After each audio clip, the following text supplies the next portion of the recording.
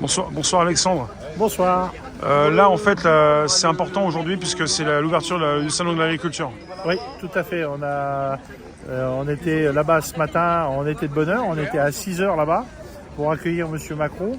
Manque de pont, on l'a loupé, il est rentré par une porte dérobée et au bâtiment numéro 1, tout était fermé complètement. C'était un blocos, il était dans son blocos, il n'était pas gêné, il n'y avait personne. Il y avait les vaches et puis les éleveurs et c'est tout. Donc on n'a pas pu y accéder, on a commencé à accéder au bâtiment à partir de 10 heures du matin. Voilà. Et après, il s'est baladé et à chaque fois qu'il allait dans un hall, il vidait le hall avant. Nous, le hall 4, ils l'ont vidé à 13h, 15h, ils ont vidé le hall complètement. Il n'y avait plus que les exposants pour que puisse se balader le roi Macron, le roi de l'air, comme on veut, ou le trou du... bon, voilà. Là, vous avez bonné les patriotes, mais sinon c'est la coordination rurale. Oui, naturellement. Et la coordination rurale, elle n'était pas invitée, elle n'avait pas de l'accréditation, il faut être accrédité pour voir M. Macron en ce moment. Oui, alors le problème c'est que les syndicats, comme dans toutes les corporations, c'est le syndicat majoritaire qui est toujours reçu par tous les présidents. Donc comme on n'est pas majoritaire, l'ACR, malgré qu'on ait pris 14 chambres et qu'on ait de plus en plus d'adhérents, malheureusement, on n'a pas. Enfin, ils ont quand même reçu. Il a quand même reçu une petite délégation de 3 personnes ce matin. Ce matin ? Oui, ce matin, il a reçu une délégation, mais juste l'histoire d'être poli et dire qu'il a fait quelque chose. Voilà. En fait, il faut que tout se passe bien. Il ne faut pas forcément parler des problèmes qui fâchent alors. Voilà, exactement. C'est pour ça que là, il est arrivé sur le salon avec cette nouvelle loi d'orientation agricole. Mais on peut rien dire, on ne l'a pas vu. Vous savez, il nous donne un document, regardez ce qu'on a fait et tout, c'est magique, c'est magnifique et tout, mais on n'a pas eu le temps de l'étudier ni quoi que ce soit. Nous, oui, c'est peut-être bien, c'est peut-être mal, j'en sais rien. A priori, ça ne doit pas être si fantastique que ça. Mais bon, voilà, on va l'étudier et puis on reviendra après au créneau. Quoi. Et votre analyse sur ce qu'il fait, sur son rapport avec les agriculteurs ? Il essaye de se refaire. Là, on voit aujourd'hui qu'il essaye de se refaire une santé. L'année dernière, il en avait pris un peu plein la gueule, pour parler comme ça. Et donc là, il essaye de reblanchir son blason, on va dire. Hein. Mais la perte de confiance, elle est totale du monde agricole.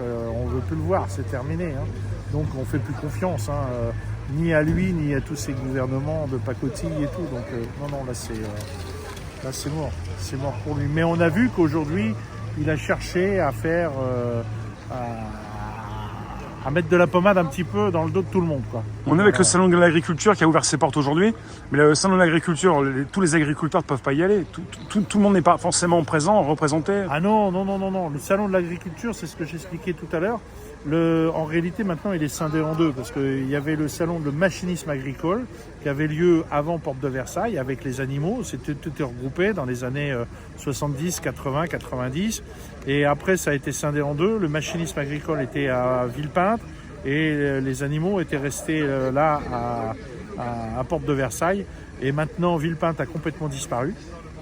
Il n'y a plus de salon de machinisme agricole sur Paris. Maintenant, ça se passe dans les provinces. Et il ne reste plus que le salon agricole où il y a les animaux. Là, ils sont porte de Versailles. Voilà. Donc ce salon, c'est une vitrine. Et c'est une possibilité pour les politiques de défiler pour... oui, voilà. Pour communiquer. Voilà, c'est une vitrine. C'est surtout une vitrine pour les éleveurs, pour faire voir tout le travail qu'ils ont fait. Et les éleveurs, ils font énormément de travail tous les ans sur leurs animaux pour arriver à améliorer la race, pour avoir de la meilleure viande, pour avoir une meilleure peau, enfin tous les critères qu'il faut pour suivant les animaux, suivant pourquoi ils sont faits dans l'élevage, ou une meilleure laitière, etc. Donc là, c'est une vitrine et les éleveurs sont récompensés pour leur travail de l'année, quoi. Hein. Donc c'est un salon qui est très très important pour les éleveurs et il faut dire qu'ils le méritent bien aussi parce qu'ils font un très gros travail et tous les jours ils sont au labeur et ils sont pas forcément récompensés à la hauteur du travail qu'ils font. Pour terminer, pour finir, vous nous avez dit, Macron a donné des directives. Qu'est-ce qui se passe? Il y a un nouveau contrat, il y a des choses à lire, ça? Oui, c'est la nouvelle loi d'orientation agricole.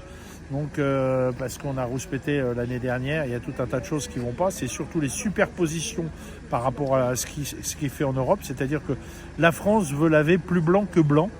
Et donc, il y avait des superpositions qui devenaient insupportables. Et là, a priori, d'après ce qu'on a compris, il serait revenu sur certaines superpositions. Mais bon, reste à lire tout ça à tête reposée, voir si c'est pas de l'enfumage, parce qu'on a l'habitude des promesses, et les promesses n'engagent que ceux qui y croient. Merci Alexandre. Au plaisir. Merci. Au revoir.